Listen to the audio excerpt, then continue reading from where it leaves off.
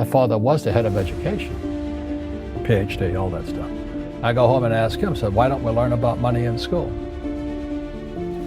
And he looked at me and said, because the government doesn't let us teach that subject. The government tells us what we can teach and what we can't teach. And I thought that was strange. And I said, but aren't we going to school to learn about money? He says, no, your job is to get a job. I said, but you get a job to earn money. He goes, no, you're supposed to just get a job. I went, no. Isn't the purpose of a job to earn money? He goes, you're correct. I said, so why don't I just learn about money? I can skip the job part, And he got flustered and he said, if you want to learn about money, why don't you ask your best friend's father about money?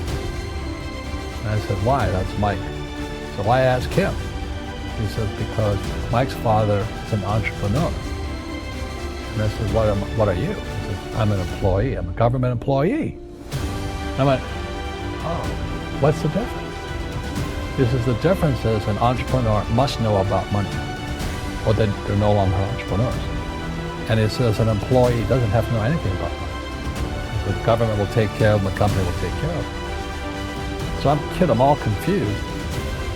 But I took my dad's advice and I trundled over to Mike's father's office and knocked on his door and I said, hey, I'm here, 9 years old, teach me about money. He says, beat it, kid, But that's where the story of Rich Dad, Poor Dad started.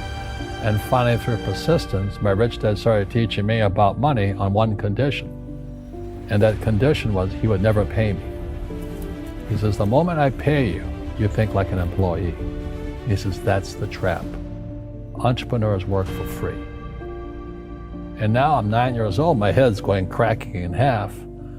He says, you never want a paycheck. You understand that, kid? I said, okay, I got it. And he says, well, how do I make money? He says, that's what entrepreneurs figure out. It's like, so how do I learn about money? So he would just break out a Monopoly game board. So I would work for free and pick up cigarette butts, and he had hotels and restaurants, and I would clean and do menial tasks. And as I got older, I started getting into office work and marketing and accounting. And I was an apprentice, basically, but I always worked for free. And he would teach me about money. But the way he taught me about money was playing Monopoly. And finally, one day I got upset. I said, well, when are you going to teach me about money? He says, what do you think we're doing? We're playing Monopoly. He goes, no. What do you think we're doing? We're playing Monopoly. He says, what do you think we're doing? I don't know. I'm teaching you about money. And then that's when, you have one green house. He says, there's many formulas for great success in money. There's thousands of them, but one of the best ones found on the game of Monopoly. It still is today. 4 green houses, 1 red hotel. I said, what? He says, one of the greatest ways to acquire great wealth is playing Monopoly in real life. 4 green houses, 1 red hotel. But is that all there is? He goes, that's it. And he says, what do you think I'm doing? And I went, I don't know. So then he took me out and he showed me his greenhouses. And 10 years later, when I was 19, I was now in school in New York, and I come back to Hawaii, and Rich Dad had bought the biggest piece of land smack dab in the middle of Waikiki Beach. And when you go to Waikiki Beach today, you'll see the Hyatt Regency Hotel. That was his hotel. Just like the game of Monopoly.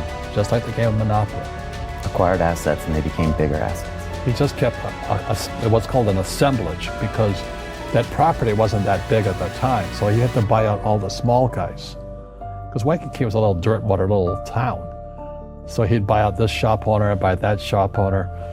And it took him a while, but he finally assembled this large piece of property.